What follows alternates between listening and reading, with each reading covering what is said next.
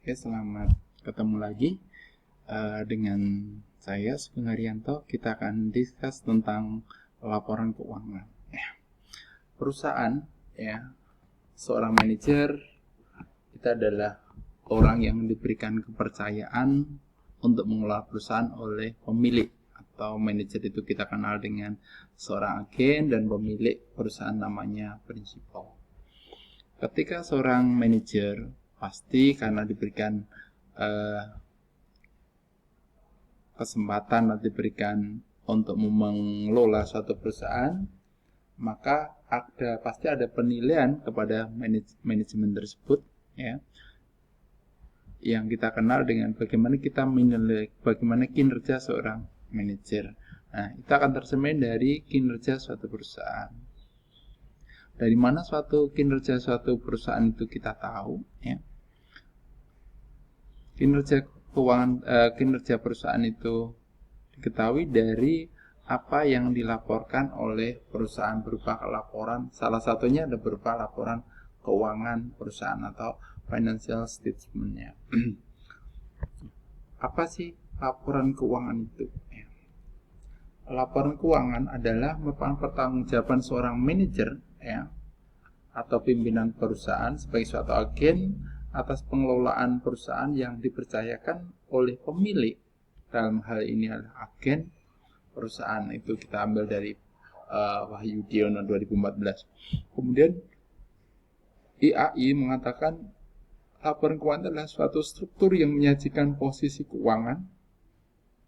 Posisi keuangan berarti kita bicara tentang neracanya, posisinya seperti apa, kemudian kinerja keuangan suatu entitas perusahaan.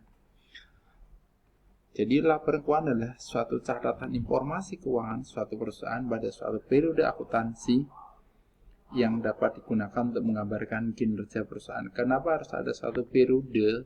Periodisasi ini adalah fungsinya kita bisa melihat bagaimana perbandingan, bagaimana kinerja yang dicapai ketika dibandingkan dengan periode sebelumnya. Misalnya kita dibuat 1 tahun atau triwulan, maka kita akan tahu bagaimana perkembangan kinerja yang dicapai suatu perusahaan. Sekarang kenapa harus dibuat itu? Tujuannya apa? Kita membuat dalam suatu perusahaan, manajemen harus menyampaikan informasi terkait dengan posisi atau kinerja keuangan atau perubahan posisi keuangan suatu perusahaan. Dia harus menyampaikan. Nanti kita kenal dengan sinyal. Dalam sinyal teori itu maka suatu sinyal yang akan disampaikan oleh manajemen kepada pihak luar, dalam hal ini adalah stakeholdernya. Kemudian memberikan laporan atau interpretasi kondisi dan potensi perusahaan. Ini bisa sebagai dasar bagi investor untuk melihat bagaimana sih potensi perusahaan ke depan. Kemudian memberikan informasi akan kebutuhan pihak yang berkepentingan. Bisa pemerintah, bisa pemilik, bisa manajemen, bisa karyawan, bisa masyarakat secara umum. Kemudian yang berikutnya adalah bentuk pertanggungjawaban manajemen atas sumber daya yang dipercayakan kepadanya. Yang dipercayakan oleh siapa? Oleh seorang agen, seorang prinsipal. Karena manajemen adalah agen yang diberikan kepercayaan untuk mengelola perusahaan tersebut. Siapa sih pengguna laporan keuangan? Dari pengguna itu, manajemen akan tahu apa yang harus kita informasikan.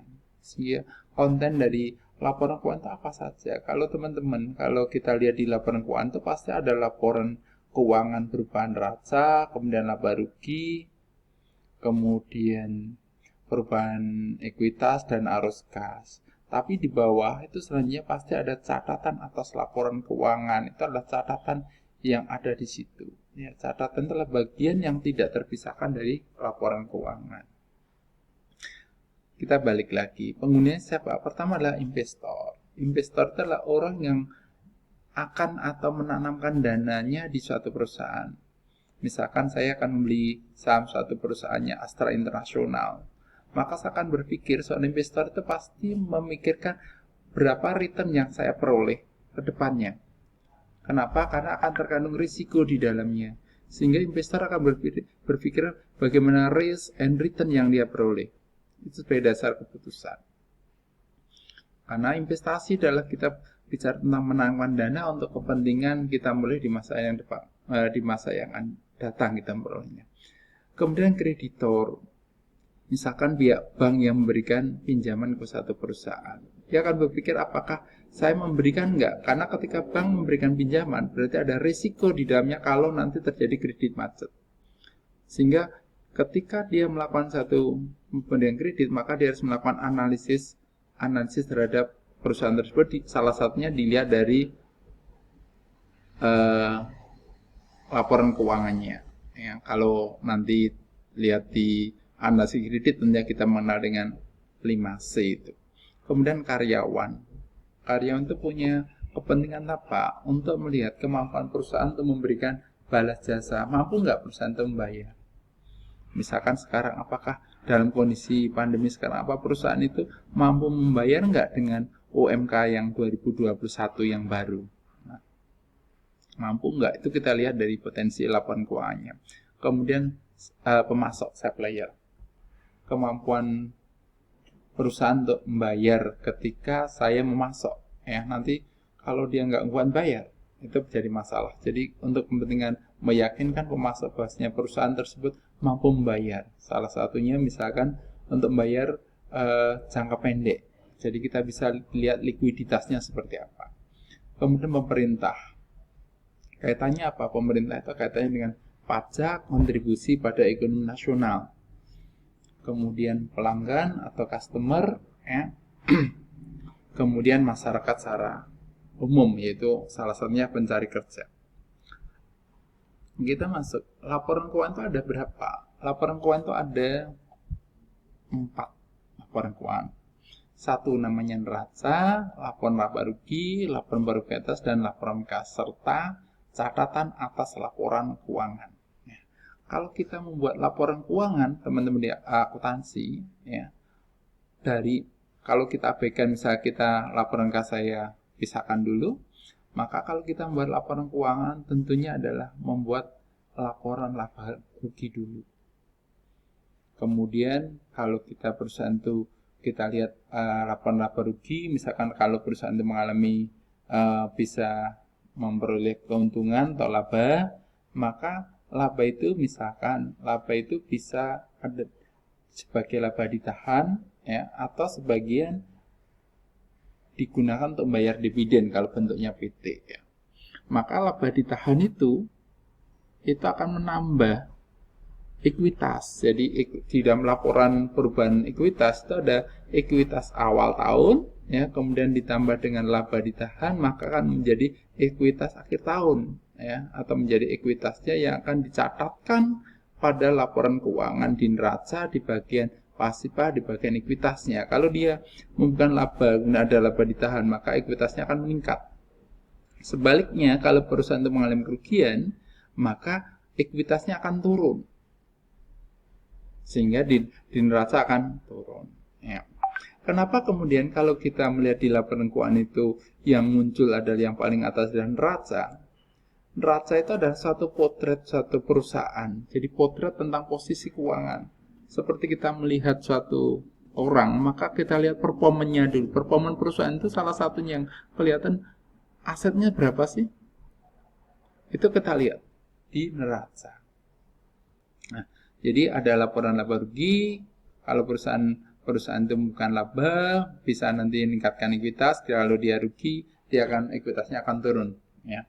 Kemudian ada laporan kas, arus kas, gitu ya. Nanti kita bahas arus kas itu ada apa saja. Ya. Itu membuat laporan keuangan. Apa sih neraca? Kita bahas neraca. Neraca itulah tadi adalah suatu potret suatu perusahaan, posisi keuangan suatu perusahaan. Jadi kalau kita melihat neraca, maka kita akan tahu dari atas, dari sisi aktiva itu likuiditasnya seperti apa, cashnya seperti apa, berapa piutangnya, berapa persediaannya, dan seterusnya. Jadi akan muat tentang aktiva lancar dan aktiva tidak lancarnya aktiva tetap. Kemudian dari sisi susunan aktiva itu adalah kenapa aktiva lancar, kemudian aktiva tetap yang bawah itu dilihat dari tingkat likuiditasnya. Kita nyusunnya dari tingkat likuiditasnya. Yang paling atasnya, yang paling liquid tentunya adalah uang cash, money ya. Kemudian di sisi pasifa itu ada hutang. Hutang itu bisa hutang jangka pendek, jangka panjang. Kemudian bawahnya adalah ekuitasnya. Jangka pendek, jangka panjang, baik itu aktiva maupun hutang, itu adalah dimensinya kita lihat dari dimensi waktu. Namanya lancar itu adalah jangka waktunya, kalau hutang lancar itu jangka waktunya adalah 1 tahun, ya di bawah 1 tahun. Jadi kalau kurang daripada 1 tahun maka dikatakan hutang lancar. Kalau lebih daripada itu hutang jangka pendek. Contoh hutang lancar apa? Hutang yang harus dibayarkan misalkan kurang dari atau tiap bulan yang harus dibayarkan apa? Misalkan adalah tentang gaji. Gaji itu kan dibayar tiap bulan. Gaji, apalagi listrik, air dan sebagainya. Itu hutang jangka pendek. Atau mungkin adalah dari supplier tadi. Supplier yang mensuplai bahan baku kita yang harus kita bayar, misalkan tagihannya akan muncul bulan depan, itulah hutang jangka pendek.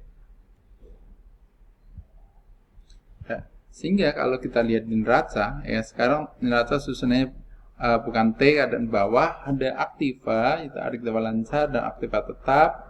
Kemudian pasifa itu ada hutang lancar, ada hutang jangka panjang dan ekuitas. Sehingga total ya total antara aktiva dan pasifa itu adalah sama besarnya.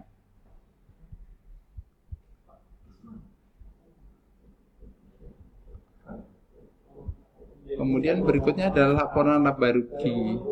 Laporan laba rugi itu adalah menggambarkan kinerja perusahaan. Itu menggambarkan tentang apa? Tentang berapa sih pendapatan yang oleh suatu perusahaan. Kemudian cost-nya berapa? Ya. Jadi isinya adalah tentang pendapatan dan beban biaya, kemudian pajak. Fungsinya, manfaatnya apa? Manfaatnya adalah untuk mengevaluasi kinerja perusahaan, mengevaluasi tentang kinerja perusahaan, kemudian untuk kita bisa melihat berapa risikonya, gitu ya.